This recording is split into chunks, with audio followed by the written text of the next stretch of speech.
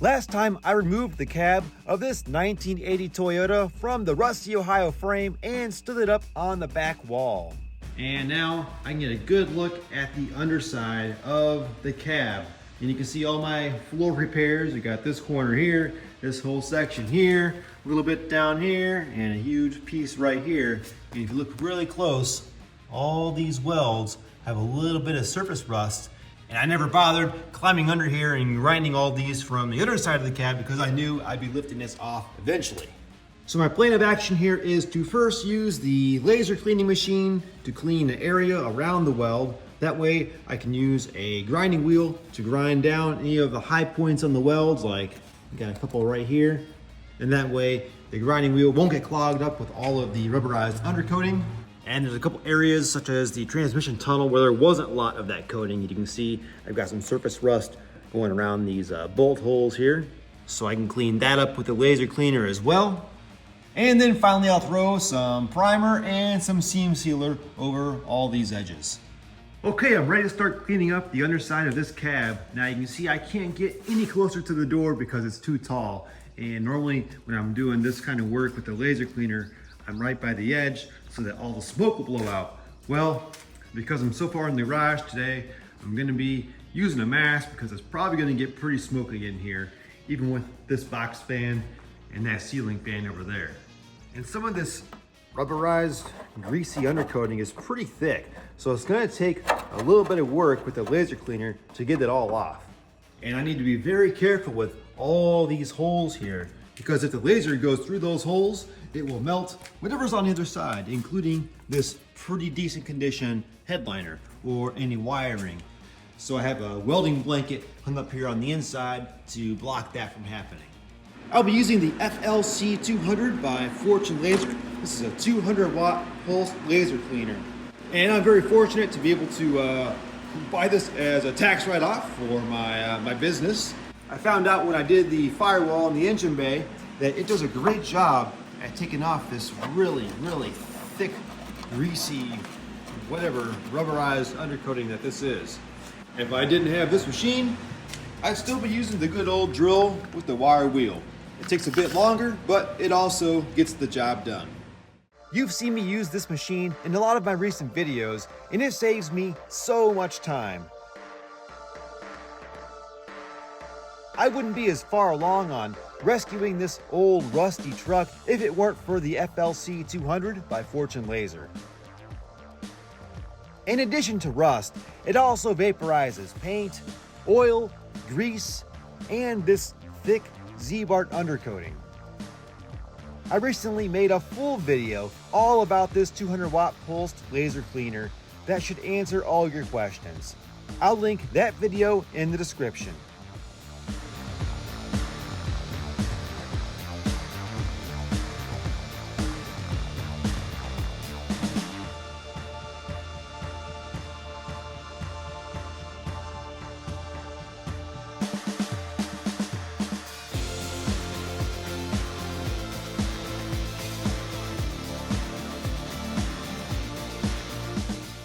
One great thing about the laser cleaning machine is that it cleans anywhere that light can reach.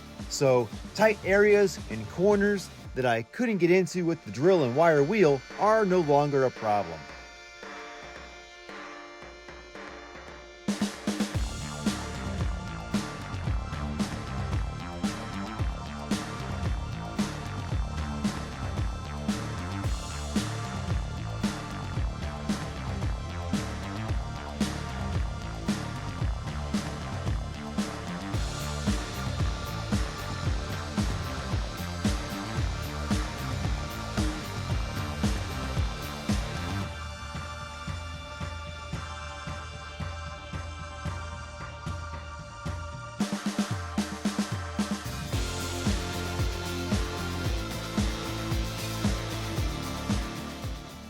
Next, I use an angle grinder to knock down any wire left sticking through the floor from MIG welding, as well as any of my not so great bird poop welds.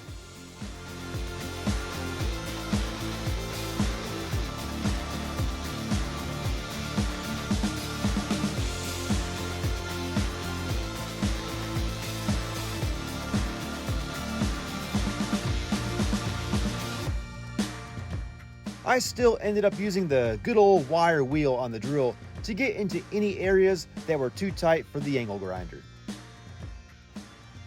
Now that I have this underside cleaned up and I have all this undercoating away from all my welds, I can see that they're good. I've ground those down to be a little bit more smooth so I don't have to use as much seam sealer on top of them. And I also have some areas that I need to go back and weld that I never welded before, just because I didn't really want to crawl underneath that rusty frame and have all that rust falling in my face. But you can see I didn't weld this support to the new floor pan yet. And this panel down here, I haven't welded to the inside of the rocker yet.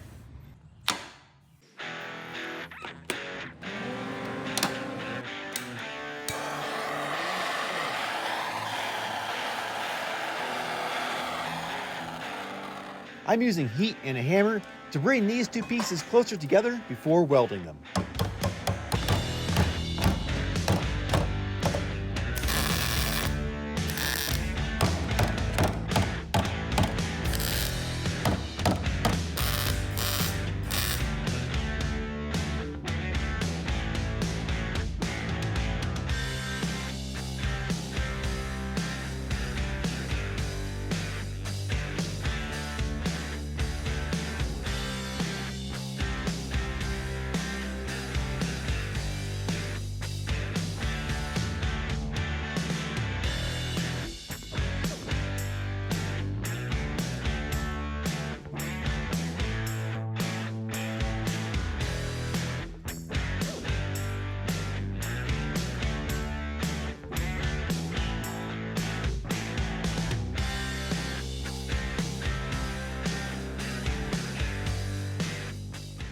And then I clean up those welds with the grinder.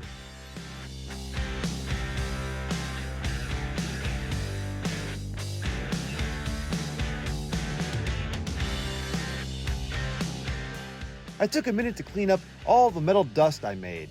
Then it was time for more laser cleaning. This time, I'm using the laser cleaner to clean up any of the burnt areas around the new welds. Here's a look at how that works in real time. I'm constantly finding new uses with this machine.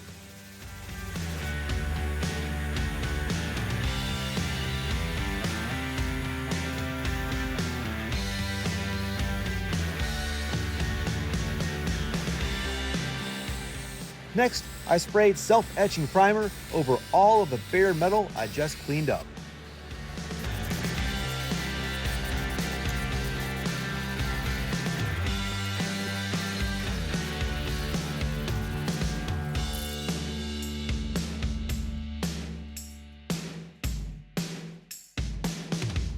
I've given the self-etching primer about 24 hours to cure, and now my next step is to go back over all of these welds and seams. And you can see I have pinholes, I have some panel gap here where I welded on the inside. So I want to go over every single seam and weld and cover it with some seam sealer. I'm using Dynatron 550. I've got about 1 3/4 tubes here. I use the first quarter of this tube when I seam sealed all the seams around the inside of the engine bay where it meets the firewall and the radiator support. And this will ensure that no water gets trapped inside any of these seams or welds and starts new rust.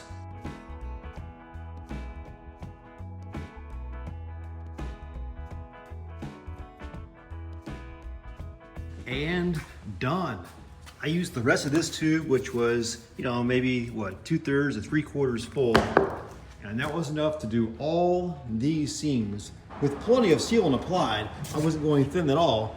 And yeah, it's, a little rough, but it's under the cab where you're not gonna see it. So I was able to do all of this underside and go back and finish the inside of the passenger floorboard with just that tube. I didn't even need to crack the second one open, so good stuff. I'll put a link in the description. Not only did I go plenty heavy around all the areas that I repaired, I also added some to areas where there wasn't any before, but I did notice that all these little tabs here where the fuel line's mounted were getting kind of rusty around the edges, so I cleaned them up and sealed them, so hopefully that'll stop those from getting rusty again. And this only needs 30 minutes to dry before paint, but they do say to go back and slightly scuff it if you let it sit for 24 hours. So I gave all the repair areas a quick coat of paint. Just some old dark blue paint that I had laying around. I ended up applying a total of 3 coats. Okay, it's the next day and my paint is cured. Again, it's not a perfect match to the exterior, but it's underneath the cab, so no one's ever really gonna see it. Plus, I'm about to go over this with some rubberized undercoating. And this is just gonna help give it a little bit of extra protection against things like rock chips and whatnot, in addition to help making it a little bit more quiet. When you just have a big piece of sheet metal with no kind of insulation, it's going to be kind of loud inside the cab from all the road noise. Over here you can see I still have the original sound deadening and doesn't have quite as much echo to it. So now is the perfect time to apply some undercoat to the underside of this cab before it goes onto the new frame. Yeah, nice and thick.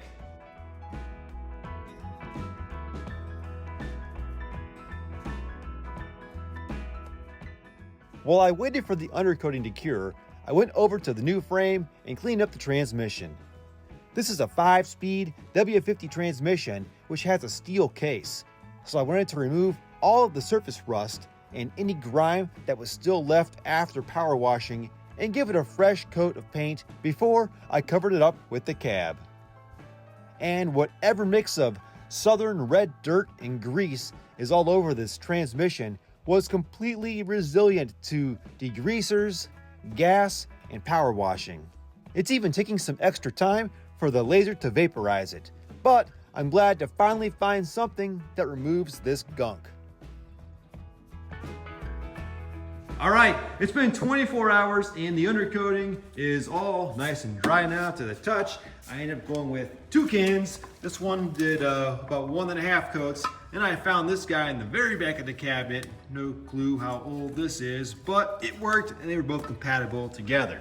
So the next step is going to be getting this restored cab over onto that restored frame. And seeing how sketchy it was using this hoist to lift this thing off, I'm going to give Mikey from the shop spot a call to come over and give me a hand on that. Good noise. Yep. What's up, dude? How long have you been in there? What are we doing? You gonna put this somewhere? What do you want to do? I'm down.